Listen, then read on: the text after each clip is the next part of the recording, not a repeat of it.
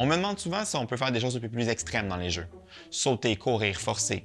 Mais la vraie question derrière ça, c'est est-ce que c'est vraiment sécuritaire pour vous?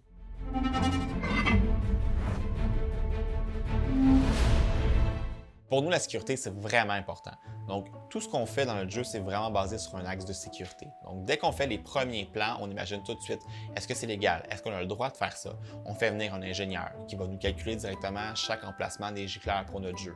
Si on veut bouger un mur, le mur doit être fait d'une façon très précise au niveau du code du bâtiment.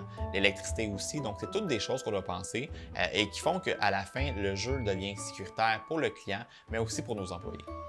Donc, c'est sûr qu'on est en collaboration avec des professionnels, donc des gens qui travaillent dans la construction, un ingénieur aussi qui va nous aider à confirmer que les plans qu'on fait sont valides et qui va aussi en faire une version officielle. Lorsque nécessaire, on va contacter la ville directement ou le service des incendies pour valider des choses qu'on n'est pas sûr. Donc, par exemple, si on veut faire un deuxième étage, c'est quoi les normes associées à ça et qu'est-ce qu'on doit penser pour le faire. Donc, à ce moment-là, on doit vraiment aller rechercher à l'extérieur des ressources.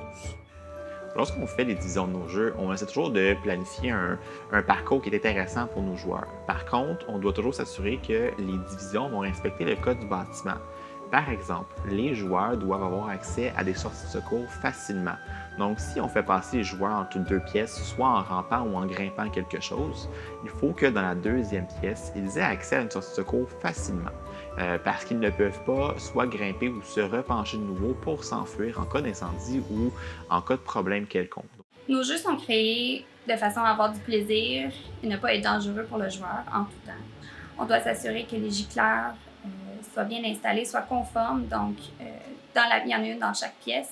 On doit aussi s'assurer que les décors sont ignifuges. On a plusieurs mesures aussi qu'on fait la vérification que nos installations sont sécuritaires. Par exemple, après la création d'une salle, la salle est vérifiée au peigne fin à savoir s'il y a des objets coupants, une vis qui dépasserait à quelque part, des fils qui ne seraient pas bien cachés dans le décor que le client pourrait tirer et arracher par accident. C'est un environnement très sécuritaire dans nos magasins. Pourquoi? Parce qu'on sait le nombre de personnes exactes qu'il y a dans nos jeux en tout temps. On peut les voir sur caméra aussi. Donc, on sait où sont les gens, combien sont-ils, que font-ils. Donc, en tout temps, la visite, elle est monitorée et c'est très facile pour nous de garder le contrôle s'il arrive quelque chose, soit quelqu'un qui se blesserait ou une situation de crise au magasin. Chose vraiment importante à savoir, c'est qu'on ne va jamais enfermer un client dans une de nos salles. Pourquoi? Parce que c'est complètement interdit. On n'a pas le droit de le faire et c'est pas sécuritaire. S'il y a un incendie ou une urgence, la personne doit pouvoir sortir facilement. Donc, elle ne peut pas être menottée à un objet, elle ne peut pas être attachée avec d'autres joueurs si elle ne peut pas sortir d'une façon aisée. S'il y avait un client ou un employé qui se blesse, c'est sûr que sur nos corps de travail, il y a toujours au minimum un employé qui est formé en santé et sécurité au travail.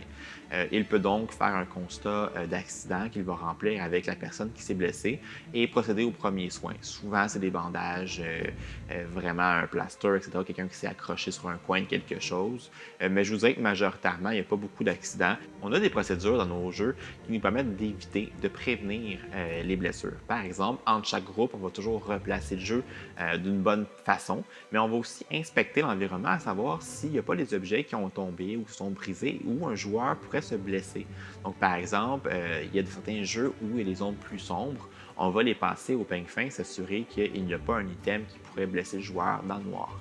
C'est sûr que tout ce travail de sécurité est important pour nous, c'est la clé pour nous. On doit rendre nos clients en sécurité.